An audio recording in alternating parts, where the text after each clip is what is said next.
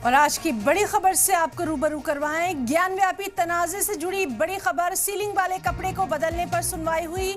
Ceiling वाले ताले के कपड़े को बदलने का हुक्म जारी कर दिया गया है। वाराणसी जिला अदालत का हुक्म है, 29 अक्टूबर को बदला जाएगा सीलिंग क्लॉथ। दरअसल ये सीलिंग क्लॉथ खराब होने पर इसको बदलने की मांग की गई थी। हिंदू फरीक के शिवलिंग के दावे के बाद इसको ढका गया था। तो इस वक्त की बड़ी खबर आपको बता रहे हैं।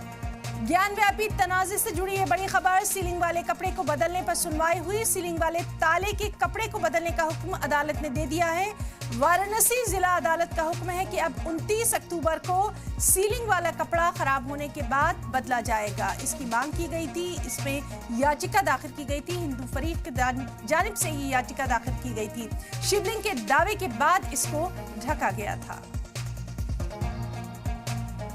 ज्ञान व्यापी तनाजे से जुड़ी बड़ी खबर है। इस पर आज सुनवाई के बाद फैसला आना था। और अंजुमन इंतजामिया के लोग जाते हैं नमाज पढ़ने, तो हम लोगों ने ज़्यादा चिंता जताया। न्यायालय 12 पे सब पिछली तारीख पर भी बहस शुरू हुई थी, आज भी बहस हुई। बहस होने के उपरांत उन्होंने सुप्रीम कोर्ट का आदेश का जिला जज ने अवलोकन किया। फिर कहा कि अगर सुप्रीम कोर्ट का आदेश है तो मैं भी उनके अधीनस्थ मानूंगा, आप भी मानोगे, आप भी मानोगे। तो अंजुमन इंतजामिया के अधिवक्ता जो थे 3-4 लोग, उन्होंने सहमति जाहिर की। हम लोग तो चाह ही रहे थे हो जाए।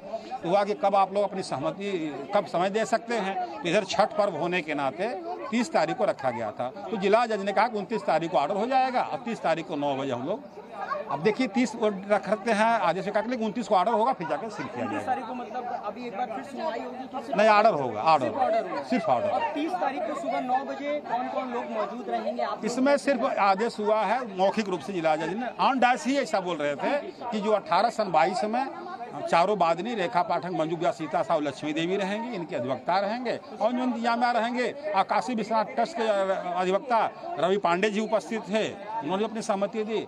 और सरकार के अधिवक्ता रहेंगे और सरकार के जिलाधिकारी वगैरह वगैरह वहाँ रहते हैं, जिसे रहेंगे।